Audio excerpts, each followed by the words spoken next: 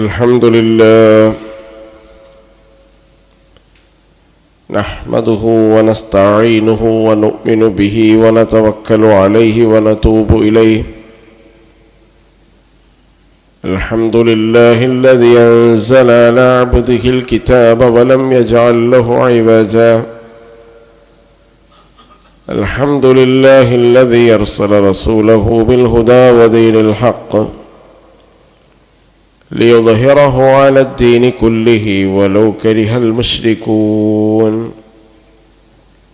هو الذي متم نوره ولو كره الكافرون. الصلاة والسلام على من لا نبي بعده وسيد الأولين والآخرين وخاتم الأنبياء والمرسلين وزعيم المتقين وإمام المسلمين وقائد المؤمنين الذي أدى الأمانة ونصح الأمة وبلغ الرسالة وجاهد في الله حق جهاده. كما صليت على إبراهيم وعلى آل إبراهيم. اللهم بارك على محمد وعلى آل محمد كما باركت على إبراهيم وعلى آل إبراهيم في العالمين إنك حميد مجيد.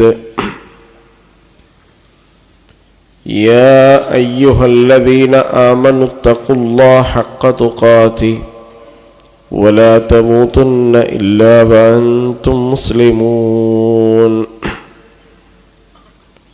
أعوذ بالله من الشيطان الرجيم.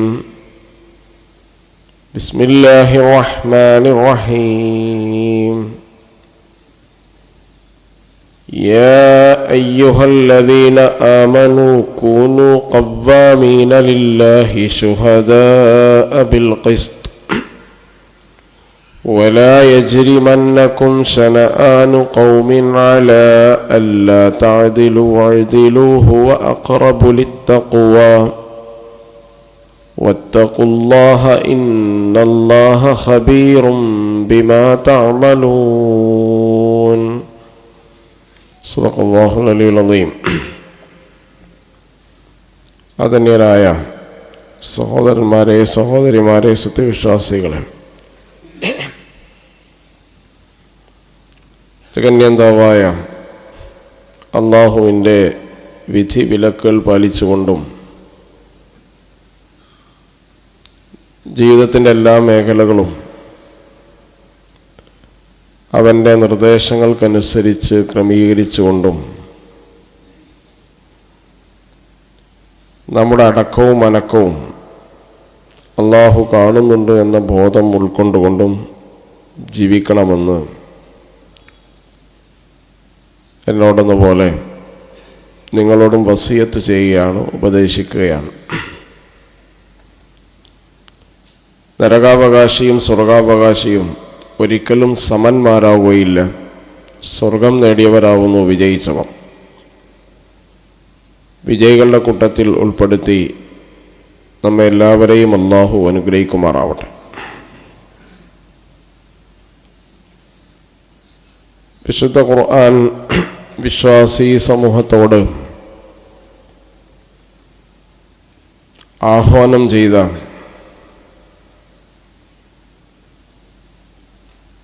പ്രധാനപ്പെട്ട ഒന്നാണ് നീതിക്ക് വേണ്ടി നിലകൊള്ളുക എന്നത്. ഖവ്വാമീന ലില്ലാഹി ശുഹദാഅ ബിൽ ഖിസ്ത്. നീതിക്ക് സാക്ഷികളാവുക. വലാ യജ്രിമന്നകും ശനആനു ഖൗമിൻ അലാ അല്ലാ തഅദിലു. ഒരു സമൂഹത്തോട് നിങ്ങൾക്ക് വിദ്വേഷം, വെറുപ്പുണ്ടെങ്കിൽ പോലും അവരോട് അനീതി ചെയ്യാൻ പാടില്ല.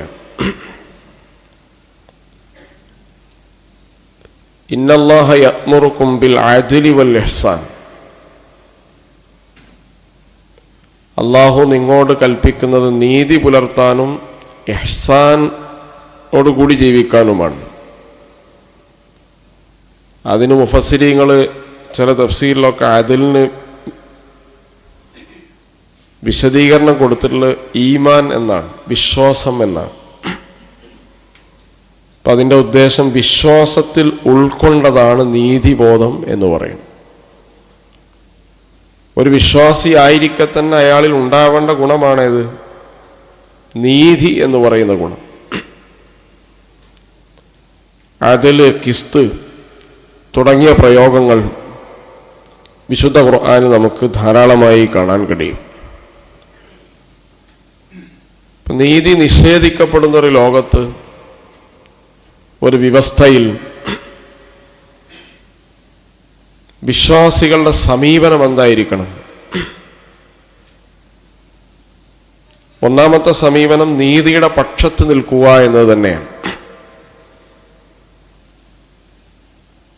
അത് ചിലപ്പോൾ വ്യക്തികൾക്ക് നീതി നിഷേധിക്കപ്പെടുന്ന സംഭവമായിരിക്കും, കുടുംബങ്ങൾക്ക് നീതി നിഷേധിക്കപ്പെടുന്ന സംഭവമായിരിക്കും, നാടിന്, പ്രദേശങ്ങൾക്ക്, സമുദായങ്ങൾക്ക്, സംഘടനകൾക്ക്, ഇങ്ങനെ തുടങ്ങി വിവിധ തലങ്ങളിൽ നീതി നിഷേധിക്കപ്പെടുന്ന തലങ്ങളുണ്ടാവും. ആ സന്ദർഭത്തിൽ വിശ്വാസികൾ എവിടെയാണ് നിലയുറപ്പിക്കേണ്ടത്? സംശയമില്ല, നീതിയുടെ കൂടെ തന്നെയാണ്. നീതിയുടെ പക്ഷത്ത് നിലകൊള്ളുക, നീതിക്ക് വേണ്ടി സാക്ഷികളാവുക. യാ അയ്യുഹല്ലദീന ആമനൂ കൂനൂ ഖവ്വാമീന ബിൽ ഖിസ്തി ശുഹദാഅ ലില്ലാഹി വലൗ അലാ അൻഫുസികും അബിൽ വാലിദൈനി വൽ അഖ്റബീൻ. നിങ്ങൾക്കെതിരാണെങ്കിൽ പോലും നിങ്ങൾ നീതിയുടെ കൂടെ നിൽക്കുക. നിങ്ങളുടെ മാതാപിതാക്കൾക്കെതിരാണെങ്കിലും നീതിയുടെ കൂടെ നിൽക്കുക. വൽ അഖ്റബീൻ, നിങ്ങൾ ഏറ്റവും അടുത്ത ബന്ധുക്കളാണ് അനീതിയുടെ ഭാഗത്തെങ്കിലും നീതിയുടെ കൂടെയാണ് നിങ്ങൾ നിൽക്കേണ്ടത് എന്ന് വിശുദ്ധ ഖുർആൻ തന്നെ പറഞ്ഞിട്ടുണ്ട്. അപ്പം നീതിബോധം എന്ന് പറയുന്നത് വിശ്വാസികളുടെ വിശ്വാസത്തിൻ്റെ ഭാഗമാണ്. നീതി നിഷേധിക്കപ്പെടുമ്പോൾ നീതി നിഷേധിക്കപ്പെട്ട ജനതയുടെ കൂടെ, സമൂഹങ്ങളുടെ കൂടെ, സമുദായങ്ങളുടെ കൂടെ നിലയുറപ്പിക്കേണ്ട ബാധ്യത വിശ്വാസികൾക്കുണ്ട്. നബി സല്ലല്ലാഹു അലൈഹി വസല്ലം ഒരു പ്രശ്നത്തിൽ തീർപ്പ് കൽപ്പിച്ച സന്ദർഭം ഖുർആൻ തന്നെ പറയുന്നു. രണ്ട് ആളുകൾ തമ്മിലുള്ള പ്രശ്നം, ഒരു പടയങ്കി മോഷ്ടിച്ചു എന്നതാണ്.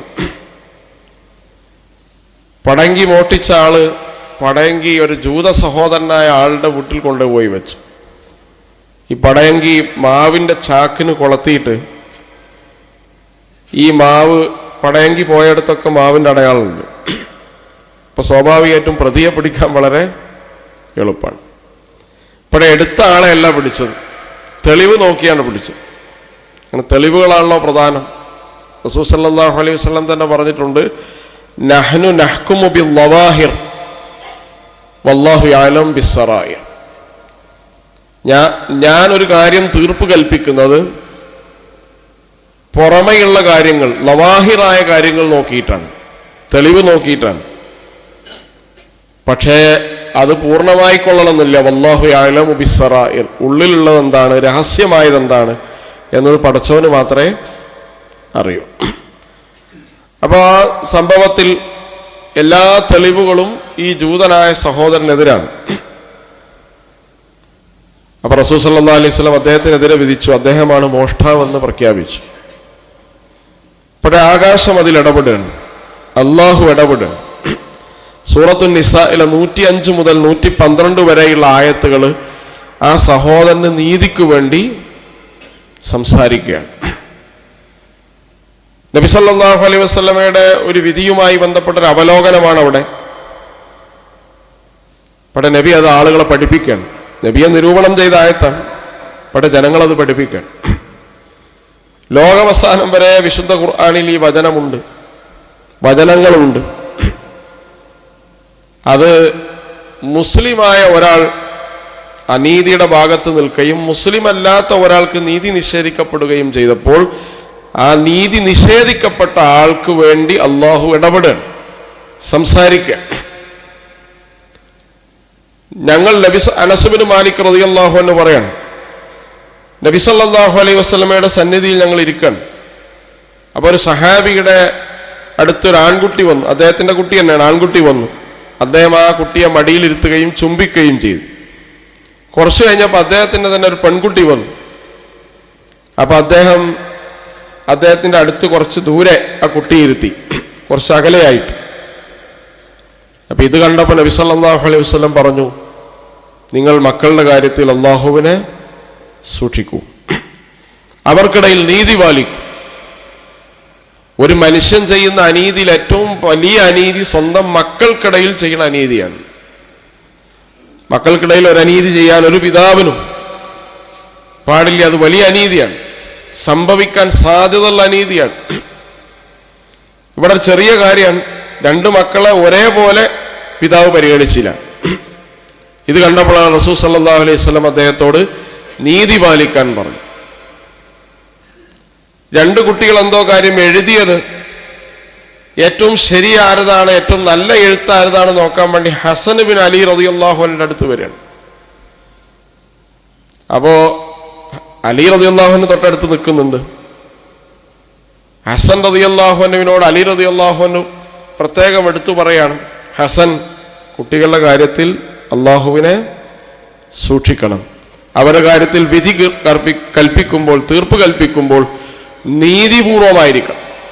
കാരണം കുട്ടികളുടെ മനസ്സിൽ എന്തെങ്കിലും ഒരു അനീതി ബോധ്യപ്പെട്ടാൽ അവരുടെ ജീവിതത്തെയും നിലപാടുകളെയൊക്കെ എന്ത് ചെയ്യും, അത് സ്വാധീനിക്കും. അതുകൊണ്ട് കൂടുതൽ ഗൗരവത്തിൽ നീ എടുക്കണമെന്ന്. അപ്പൊ വ്യക്തികള്, ചെറിയ കുട്ടികള്, സമൂഹങ്ങൾ, സമുദായങ്ങൾ, രാജ്യങ്ങൾ, ഇവിടങ്ങളൊക്കെ ഇടപെടുന്ന സന്ദർഭത്തിൽ അവരോടുള്ള സമീപനത്തിന്റെ ഏറ്റവും കാതലായ വശം നീതിയാണ് എന്ന് വിശുദ്ധ ഖുർആൻ പറയാം.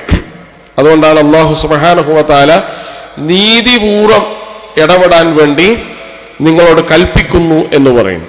നമുക്കറിയാം, ഒരു മനുഷ്യൻ അവൻ ആത്മീയമായ വശങ്ങളുണ്ട്, ധാർമ്മികമായ വശങ്ങളുണ്ട്, ഭൗതികമായ വശങ്ങളുണ്ട്. അപ്പോ ഇസ്ലാം ഈ എല്ലാ വശങ്ങളെയും പരിഗണിച്ച ആദർശമാണ്. ഇപ്പൊ ക്രിസ്തു മതം മനുഷ്യന്റെ ആത്മീയ വശങ്ങളെ മാത്രമേ പരിഗണിച്ചിട്ടുള്ളൂ. കമ്മ്യൂണിസം മനുഷ്യന്റെ ഭൗതിക വശങ്ങളെ മാത്രമേ പരിഗണിച്ചിട്ടുള്ളൂ. മെറ്റീരിയലിസ്റ്റാണ്, പദാർത്ഥമാണ് മനുഷ്യൻ എന്നാണ് പറയുന്നത്. അപ്പൊ മനുഷ്യന് വികാര വിചാരങ്ങൾ മാത്രമേ ഉള്ളൂ, ആത്മീയമായ കാര്യങ്ങളോ ധാർമ്മികമായ കാര്യങ്ങളെ കുറിച്ച് അവർ സംസാരിക്കുകയില്ല. ഇസ്ലാം ഇതെല്ലാത്തിനെയും ഇങ്ങനെ സമന്വയിപ്പിച്ച് ഒന്നിനെ ഒന്നിൽ നിന്ന് വേർപ്പെടുത്തി ജീവിക്കാൻ പറ്റില്ല എന്ന് പഠിപ്പിച്ച ആദർശമാണ് ഇസ്ലാം. ആ ഇസ്ലാമാണ് അള്ളാഹു ദീനായിട്ട് അംഗീകരിച്ചിട്ടുള്ളൂ എന്ന് വിശുദ്ധ ഖുർആൻ തന്നെ പറയും. ഇന്ന ദീന ഇൻദല്ലാഹിൽ ഇസ്ലാം. അള്ളാഹുവിന്റെ അടുക്കൽ അള്ളാഹു സ്വീകാര്യമായ ആദർശം ഇസ്ലാം മാത്രമാണ്. ഈ എന്തിനാണ് മനുഷ്യന്റെ എല്ലാ വശങ്ങളെയും സമന്വയിപ്പിച്ചത്? മനുഷ്യന്റെ ആത്മീയവും ഭൗതികവും ധാർമ്മികവും അതുപോലെ തന്നെ ശാരീരികവുമായ ആവശ്യങ്ങളെ ബന്ധിപ്പിച്ച് ഒരു ജീവിത വ്യവസ്ഥയായി ഇസ്ലാമിനെ പഠിപ്പിച്ചപ്പോൾ ആ ജീവിത വ്യവസ്ഥയുടെ കാതലായി ഖുർആൻ പഠിപ്പിക്കുന്ന എന്താണ്? ജസ്റ്റിസാണ്, നീതിയാണ്. നീതിക്ക് വേണ്ടിയുള്ള മനുഷ്യന്റെ പോരാട്ടങ്ങൾ, സമരങ്ങൾ, ശബ്ദങ്ങൾ, ഇതിന് വലിയ വിലയാണ് ഇസ്ലാം കൽപ്പിക്കുന്നത്. അതുകൊണ്ട് ഇന്നത്തെ ലോകത്ത് നമുക്കറിയാം, കഴിഞ്ഞ ദിവസങ്ങൾ നമ്മൾ വായിച്ച ഏറ്റവും പ്രധാനപ്പെട്ട ഒരു വാർത്ത 500 റോഹിംഗ്യൻ അഭയാർത്ഥികൾ ബോട്ട് മറിഞ്ഞ് മുങ്ങി മരിച്ചു എന്നതാണ്. നമുക്കതൊരിങ്ങനെ എവിടെയെങ്കിലും സൈഡിലൊരു വാർത്തയാണ്, അല്ലെങ്കിൽ നമ്മൾ സ്ക്രോൾ ചെയ്യുന്ന ഒരു മെസ്സേജാണ്, അല്ലെങ്കിൽ 1-2 ഗ്രൂപ്പുകളിലേക്ക് ഫോർവേഡ് ചെയ്യാൻ മാത്രമുള്ള ഒരു വിവരം. 500 ആളുകൾ ഒരു ദിവസം ബോട്ട് മറിഞ്ഞ് മരിച്ചതല്ല, ദിവസങ്ങൾ ഗതി കിട്ടാതെ, അഭയം കിട്ടാതെ, പട്ടിണി കടന്ന്, കടലിൽ ഉഴറി നടന്ന് ആ ബോട്ട് മരിച്ചിട്ടാണ് 500 ആൾ മരിക്കുന്നത്. ലോകത്തെ ഏറ്റവും വലിയ സ്റ്റേറ്റ്ലെസ് ആയ സമുദായമാണ് റോഹിംഗ്യൻ മുസ്ലിങ്ങൾ എന്ന് പറയുന്നത്. 1982 മ്യാൻമാർ അവിടെ പൗരത്വ നിയമം പാസ്സാക്കി. അപ്പൊ പൗരത്വം എന്ത് ചെയ്തു? റോഹിംഗ്യൻ മുസ്ലിങ്ങൾ പുറത്തായി. ഇന്ന് 10 ലക്ഷം ആളുകൾ ബംഗ്ലാദേശിൽ മാത്രം അഭയാർത്ഥികളാണ്. ഇന്ത്യയിലും മലേഷ്യയിലും ഇന്തോനേഷ്യയിലും ഒക്കെ അഭയാർത്ഥികളുണ്ട്, പല പ്രദേശങ്ങളിൽ അഭയാർത്ഥികളുണ്ട്. ഇപ്പൊ ലോകത്ത് പൗരത്വ നിയമം വന്നതോടുകൂടി പൗരത്വമില്ലാത്ത ഏറ്റവും വലിയ സമൂഹമാണ് ലോകത്ത് തന്നെ ആര്? റോഹിംഗ്യക്കാർ എന്ന് പറയും. ആ ജനത കടലിലൂടെ ഒരു ബോട്ടിൽ വെള്ളം കൊണ്ട് 5-6 ദിവസം കഴിയേണ്ട അവസ്ഥ ഉണ്ടായി. ഹെലികോപ്റ്ററിലൊക്കെ വന്നിട്ട് സന്നദ്ധ സംഘടനകൾ വെള്ളം ബോട്ടിലേക്ക് എറിഞ്ഞു കൊടുക്കും. ഈ ബോട്ടിലെ ആ വെള്ളം കുടിച്ചിട്ട് ദിവസങ്ങൾ കഴിയേണ്ടി വന്നു. ആധുനിക മനുഷ്യൻ ജീവിക്കുന്ന ലോകത്താണ് പട്ടിണി കിടന്ന് രാജ്യങ്ങളില്ലാതെ സ്ഥലവും പ്രദേശവും ഇല്ലാതെ 500 ആള് മുങ്ങി മരിച്ചത് എന്നാണ് നമ്മൾ മനസ്സിലാക്കേണ്ടത്. അല്ല ഒരു ബോട്ടപകടത്തിൽ മരിച്ചതല്ല. നമ്മളൊരു ഉല്ലാസയാത്ര പോകുമ്പോൾ ഒരു ബോട്ട് മറിഞ്ഞിട്ട് മരിക്കണ മരണമല്ല ഇത്. ലോകത്തെ നീതിബോധത്തെ ചോദ്യം ചെയ്യുന്ന മരണമാണ് ഈ 500 മനുഷ്യരുടെ മരണം എന്ന് പറയും. വമാ ലക്കും ലാ തുഖാതിലൂന ഫീ സബീലില്ലാ. വിശുദ്ധ ഖുർആൻ ചോദിക്കാണ്, നീതി നിഷേധിക്കപ്പെട്ട് ഈ മനുഷ്യർ 500 ആള് കടലിൽ ബോട്ട് മറിഞ്ഞ് മരിച്ചപ്പോ അവർക്ക് വേണ്ടി എന്തെങ്കിലും ഒരു ശബ്ദം പുറപ്പെടുവിക്കാൻ നിങ്ങൾക്ക് എന്തുകൊണ്ട് സാധിച്ചില്ല? വമാ ലക്കും ലാ തുഖാതിലൂൻ, എന്തുകൊണ്ട് കഴിഞ്ഞില്ല എന്നുള്ളത് ചോദിക്കുകയാണ്. നമ്മളപ്പോഴും താടിയുടെ നീളവും പാൻറിന്റെ നീളവും ഇതൊക്കെയാണ് ഇസ്ലാം എന്ന് മനസ്സിലാക്കി നിൽക്കണം. അത് ഇസ്ലാം അല്ല എന്നല്ല ഞാൻ പറയണത്. ഇവിടെ നീതിബോധമുള്ള ഒരു ജനതയെ ലോകത്ത് സമ്മാനിച്ചു അഷ്റഫുൽ ഖൽഖ് മുഹമ്മദ് റസൂലുള്ളാഹി സ്വല്ലല്ലാഹു അലൈഹി വസല്ലം. ലോകത്ത് നീതി എന്ന് പറയുമ്പോൾ രണ്ടാമത് അതിന്റെ കൂടെ ചേർക്കുന്ന പേരായി ലോകം വിളിച്ച പേരാരുടേതാണ്? പ്രവാചക ശിഷ്യനായ ഉമറുൽ ഫാറൂഖ് റളിയല്ലാഹു അൻഹുവിൻ്റെതാണ്. അതുകൊണ്ടാണല്ലോ ഗാന്ധിജി ഇന്ത്യക്ക് ഉമറുൽ ഫാറൂഖിന്റെ ഭരണം വേണമെന്ന് പറഞ്ഞു. നിങ്ങൾക്ക് രാഷ്ട്രീയത്തിൽ താല്പര്യമില്ലെങ്കിൽ രാഷ്ട്രീയം നിങ്ങളെ ഭരിക്കുമെന്നാണ്. നിങ്ങൾക്ക് സാമൂഹ്യ കാര്യങ്ങളിൽ താല്പര്യമില്ലെങ്കിൽ നിങ്ങളുടെ ഇവിടുത്തെ അധികാരം നിങ്ങളെ നിയന്ത്രിക്കുമെന്നതാണ്. നിയന്ത്രിക്കുന്നുള്ളതിൻ്റെ ഏറ്റവും പ്രധാനപ്പെട്ട ഒന്നാണ് വഖഫ് ഭേദഗതി നിയമം എന്ന് പറയും. വഖഫ് ഭേദഗതി നിയമം എന്ന് പറഞ്ഞാൽ വഖഫ് സ്വത്ത് കയ്യേറിയാൽ അത് ഒഴിപ്പിക്കാനുള്ള പ്രൊവിഷൻ ഇതിനില്ല. വഖഫ് ബോർഡ് ഇപ്പൊ മരവിപ്പിക്കണമെന്ന് പറഞ്ഞ് കേസ് കൊടുത്തെന്താണ്? മുസ്ലിങ്ങളല്ലാത്ത ആളുകൾ അതിൽ വേണം എന്നാണ്. വഖഫ് പ്രോപ്പർട്ടി അടിസ്ഥാനപരമായി ആരുടേതാണ്? അള്ളാഹുവിൻ്റെതാണ്. വഖഫ് പരിപാലിക്കേണ്ടത് ആരാണ്? യഥാർത്ഥത്തിൽ വഖഫ് പരിപാലിക്കേണ്ടത് ആരാണ്? ഇന്നമാ യഅ്മുറു മസാജിദല്ലാഹ് മൻ ആമന ബില്ലാഹി വൽ യൗമൽ ആഖിർ വഅഖാമ സ്സലാ വആത സക്കാ വലം യഖ്ശ ഇല്ലല്ലാഹ്. 5 നിബന്ധനയുള്ള ആളുകളാണ് വഖഫ് പരിപാലിക്കുന്നത്. ഒന്നാമത്തത് വിശ്വാസിയാവണം എന്നാണ്. ഈ നാട്ടിൽ എല്ലാ വിശ്വാസികൾക്കും അവരുടെ വിശ്വാസം ആചരിക്കാനും പ്രചരിപ്പിക്കാനും അത് പ്രൊട്ടക്ട് ചെയ്യാനുള്ള സ്വാതന്ത്ര്യമുണ്ട്. വഖഫിന്റെ കാര്യത്തിൽ എത്തുമ്പോൾ മാത്രം അതില്ല എന്ന് പറയുന്നത് നീതി നിഷേധമാണ്. ഇതുവരെ നിങ്ങളെ മറമാടിയിരുന്ന സ്ഥലം ഒരാൾ കയ്യേറിയിട്ട് പറയാണ് അത് ഖബർസ്ഥാനല്ല, വഖഫല്ല എന്ന് പറഞ്ഞാൽ നാളെ മുതൽ അവിടെ ഖബർ ചെയ്യേണ്ടെന്നാണ്, മറമാടേണ്ടെന്നാണ് നിയമം. കാരണം നിങ്ങൾ മതപരം എന്ന് പറയുന്ന കാര്യത്തിലും ആരിടപെട്ടു? നിങ്ങൾക്ക് ഇതിൽ താല്പര്യമില്ലെങ്കിൽ രാഷ്ട്രീയം ഇടപെട്ടു. അപ്പൊ രാഷ്ട്രീയത്തിൽ നിങ്ങൾക്ക് താല്പര്യമില്ലെങ്കിൽ രാഷ്ട്രീയം നിങ്ങളെ ഭരിക്കും എന്ന് പറയുന്നതിന്റെ അടിസ്ഥാനം ഇതാണ്. നിങ്ങൾ നിസ്കരിക്കണോ നിസ്കരിക്കണ്ടോ തീരുമാനിക്കുന്നത് പള്ളിക്കമ്മിറ്റി അല്ല. ആരാണ്? ഇവിടുത്തെ നിയമവും ഭരണകൂടങ്ങളുമാണ്. അതുകൊണ്ടാണ് ബുൾഡോസർ രാജുകൾ നടക്കുന്നത്, പള്ളികൾ പൊളിക്കുന്നത്.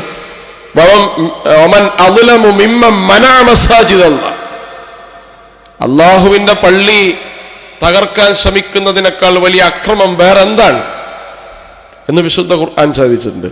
പള്ളിയെ പൊളിക്കുകയും പൊളിക്കാൻ ഒത്താശ ചെയ്തു കൊടുക്കുകയും ചെയ്ത ഒരാളും ചരിത്രത്തിൽ എവിടെയും ഉയർന്നു വന്നിട്ടില്ല. ചരിത്രം പഠിച്ചാൽ മനസ്സിലാവും. നിങ്ങൾ ആലോചിച്ച് നോക്ക്. ഇപ്പോ കമാൽ മൗല മസ്ജിദ്, ഫരീദാബാദിലെ ഫരീദാബാദ് മസ്ജിദ്, ഹിൽദ്വാനി മസ്ജിദ് തകർത്തപ്പോഴാണ് വെടിവെപ്പുണ്ടായി അവിടെ ചില ആളുകൾ കൊല്ലപ്പെട്ടത്. ഗ്യാൻവാബി മസ്ജിദ്, ഗരീബ് നവാസ് മസ്ജിദ് യു പിയിലെ, മെഹ്റോളി മസ്ജിദ് ഡൽഹിയിലെ 600-800 വർഷം പഴക്കമുള്ള പള്ളികളാണ്. ഇതൊക്കെ തകർക്കപ്പെട്ട പള്ളികളും തകർക്കാൻ വേണ്ടി അതുപോലെ കേസുകളും പെറ്റീഷനൊക്കെ കൊടുത്തിരിക്കുന്ന പ്രധാനപ്പെട്ട പള്ളിയുടെ പേരാണ് ഞാൻ പറഞ്ഞത്. 40-50 പള്ളികൾ കഴിഞ്ഞ ഒരു വർഷത്തിനുള്ളിൽ ചെറുതും വലുതുമായി ഭാഗികമായോ പൂർണ്ണമായോ തകർത്തു. മദ്രസകൾ നീതി നിഷേധിക്കപ്പെടുന്ന ലോകത്ത് നിങ്ങൾ എന്താണ് നിങ്ങൾ മൗനമായി നിൽക്കുന്നത്? നിങ്ങൾ എന്തുകൊണ്ട് ശബ്ദിക്കുന്നില്ല? നീതിക്ക് വേണ്ടി പോരാടുന്നില്ല. വിശുദ്ധ ഖുർആനിന്റെ നമ്മുടെ നെഞ്ചത്ത് തറക്കുന്ന ചോദ്യമാണ്. അനേകം ചെറുപ്പക്കാർ, പരപ്പനങ്ങാടിയിലെ സക്കരിയ എന്ന് പറയുന്ന ചെറുപ്പക്കാരനുണ്ട്. 18 വയസ്സിലാണ് പിടിച്ചു കൊണ്ടുപോയി. 17 കൊല്ലമായി. കേസ് ശരിയാണോ തെറ്റാണോ നോക്കണ്ടേ, വിചാരണ നടത്തണമല്ലോ.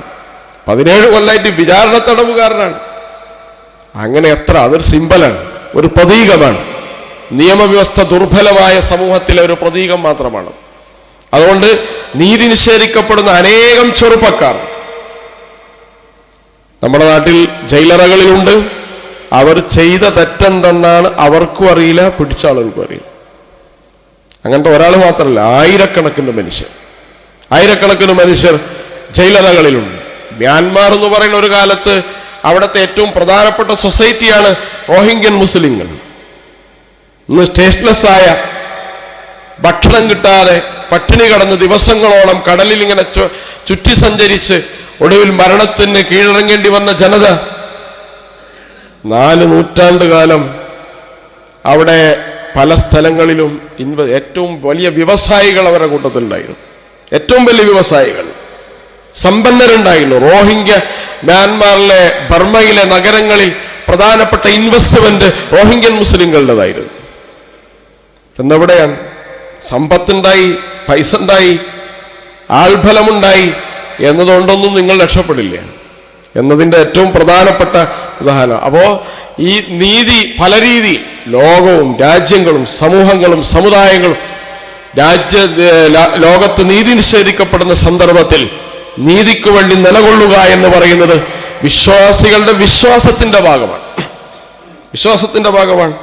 ചെയ്യരുതെന്ന് പറയാൻ, നോ എന്ന് പറയാൻ, അരുതെന്ന് പറയാൻ നിങ്ങൾക്ക് കഴിയുമെങ്കിൽ അങ്ങനെ പറയണം.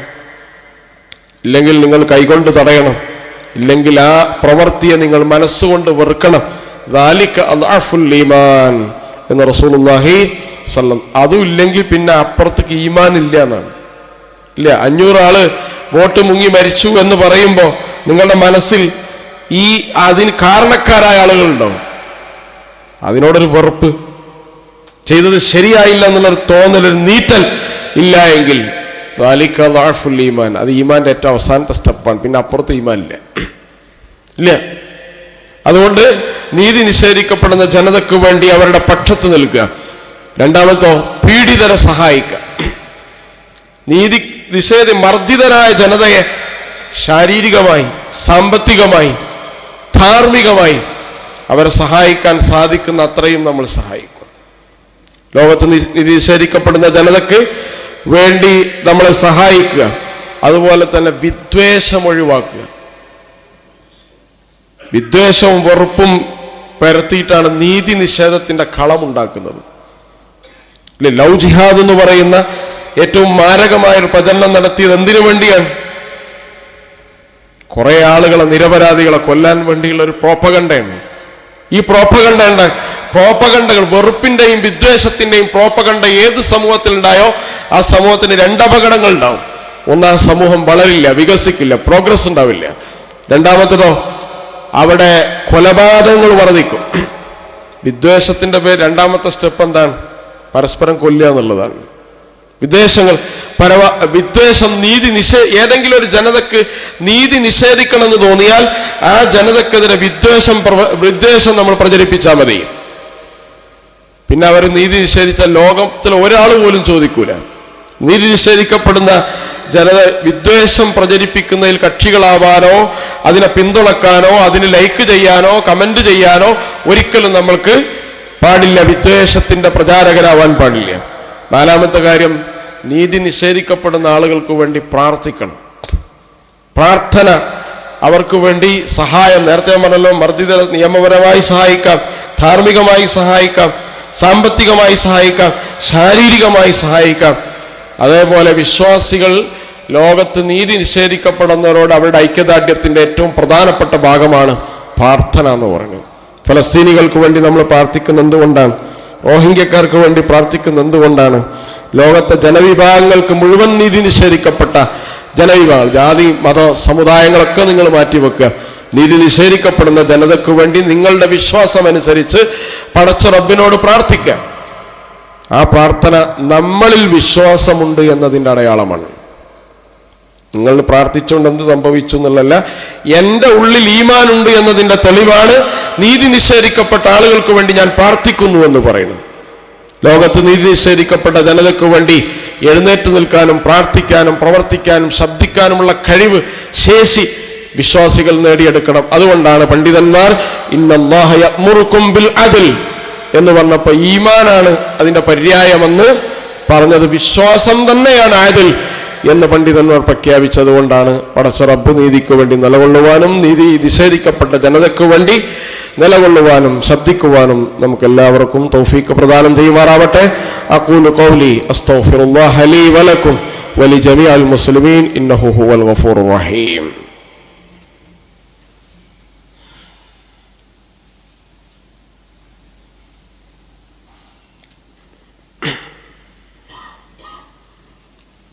അൽഹംദുലില്ലാഹ് നഹ്മദുഹു വനസ്തഈനുഹു വനുഅ്മിനു ബിഹി വനതവക്കലു അലൈഹി വനതൂബു ഇലൈഹി. الصلاة والسلام على من لا نبي بعده وسيد الأولين والآخرين وخاتم الأنبياء والمرسلين وزعيم المتقين وإمام المسلمين وقائد المؤمنين وعلى آله وأصحابه الطاهرين وأمهات المؤمنين رضي الله عنهم أجمعين. يا أيها الذين آمنوا اتقوا الله حق تقاته ولا تموتن إلا وأنتم مسلمون. സത്യവിശ്വാസികളെ, മുസ്ലിങ്ങളായി ജീവിക്കുവാനും മുസ്ലിങ്ങളായി മരിക്കുവാനും പരിശ്രമിക്കണമെന്ന് ഒരിക്കൽ കൂടി വസിയത്ത് ചെയ്യുകയാണ്, ഉപദേശിക്കുകയാണ്. നമ്മിൽ നിന്ന് അള്ളാഹുവിലേക്ക് യാത്ര പോയ സഹോദരൻ CP മുഹമ്മദ് കുട്ടി സാഹിബ് നമുക്കെല്ലാവർക്കും അറിയാം. ഈ പള്ളിയുടെ ഒരു സഹകാരിയാണ്, പ്രധാനപ്പെട്ട ഇതിൻ്റെ പ്രവർത്തനങ്ങളിലൊക്കെ പങ്കാളിയായിരുന്നു. അല്ലാഹു സുബ്ഹാനഹു വ തആല അദ്ദേഹത്തിന് മഗ്ഫിറത്തും റഹ്മത്തും പ്രദാനം ചെയ്യുമാറാവട്ടെ. നമ്മുടെ കൂട്ടം അള്ളാഹുവിലേക്ക് യാത്ര പോയ മാതാപിതാക്കൾ, ബന്ധുമിത്രാദികൾ, സഹോദരന്മാർ, സഹോദരിമാർ, സഹപ്രവർത്തകർ, അള്ളാഹു അവർക്ക് മഗ്ഫിറത്തും റഹ്മത്തും പ്രദാനം ചെയ്യുമാറാവട്ടെ. അവരെയും നമ്മയും നാളെ ജന്നാത്തുൽ ഫിർദൗസിൽ ഒരുമിച്ച് കൂട്ടി അള്ളാഹു അനുഗ്രഹിക്കുമാറാവട്ടെ. നമ്മുടെ കൂട്ടത്തിൽ രോഗം കൊണ്ട് പ്രയാസപ്പെടുന്ന ആളുകളുണ്ട്, അള്ളാഹു അവർക്ക് സമ്പൂർണ്ണ ആഫിയത്ത് പ്രദാനം ചെയ്യുമാറാവട്ടെ. ആഫിയത്ത്, ദീർഘായുസ് അള്ളാഹു പ്രദാനം ചെയ്യുമാറാവട്ടെ. അള്ളാഹു സുബ്ഹാനഹു വ തആല ജീവിക്കുന്ന കാലം അത്രയും അവൻ്റെ സംരക്ഷണത്തിലും കാവലിലും തൃപ്തിയിലും പൊരുത്തത്തിലും ജീവിക്കാനുള്ള ഭാഗ്യം നമുക്കും നമ്മുടെ കുടുംബത്തിനും പ്രദാനം ചെയ്യുമാറാവട്ടെ. നമ്മുടെ സമ്പത്തിൽ, സന്താനങ്ങളിൽ, ഇടപാടുകളിൽ, വീടുകളിൽ, ഭക്ഷണത്തിൽ, വസ്ത്രത്തിൽ അല്ലാഹു ഖൈറും ബറക്കത്തും വർദ്ധിപ്പിച്ചു തരുമാറാവട്ടെ. ലോകത്ത് നീതി നിഷേധിക്കപ്പെട്ട ജനത, അതിജീവനത്തിന് വേണ്ടി പോരാടുന്ന ജനത, അല്ലാഹു അവർക്ക് ഇസ്തിഖാമത്തും സബറും കൺകുളിർമയുള്ള വിജയവും നൽകി അനുഗ്രഹിക്കുമാറാവട്ടെ. അല്ലാഹുമ്മ ഗ്ഫിർ ലിൽ മുഅ്മിനീന വൽ മുഅ്മിനാത്ത് والمسلمين والمسلمات اللهم أجرنا من النار اللهم لا تجعلنا من حطب النار ربنا آتنا من لدنك رحمة وهيئ لنا من أمرنا رشدا ربنا آتنا في الدنيا حسنة وفي الآخرة حسنة وقنا عذاب النار ربنا هب لنا من أزواجنا وذرياتنا قرة أعين واجعلنا للمتقين إماما اللهم إنا نسألك علما نافعا ورزقا طيبا وعملا متقبلا وشفاء من كل داء اللهم إنا نعوذ بك من جهد البلاء ودرك الشقاء وسوء القضاء وشماتة الأعداء اللهم رب زدنا علما نافعا اللهم رب زدنا علما نافعا اللهم أعز الإسلام والمسلمين وأذل الظلم والظالمين اللهم أبرز علينا صبرا وثبت أقدامنا وأيد أيدينا وانصرنا على القوم الكافرين اللهم انصر إخواننا المستضعفين في فلسطين اللهم انصر إخواننا المجاهدين في فلسطين اللهم انصر إخواننا المسلمين في كل مكان اللهم عجل بنصرهم يا قوي يا قهار اللهم انصرهم نصرا عزيزا اللهم انصرهم نصرا كاملا اللهم يا منقذ موسى من فرعون ويا منقذ يونس من بطن الحوت اللهم انقذ بلاد المسلمين من أيدي اليهود الظالمين اللهم احفظ المسجد الأقصى من أيدي اليهود المعتدين اللهم دمر أعداءنا وأعداءك وأعداء الدين اللهم فرق جمعهم وزلزل أقدامهم وشتت شملهم وخرب ديارهم وانقص عددهم يا حي يا قيوم يا ذا الجلال والإكرام.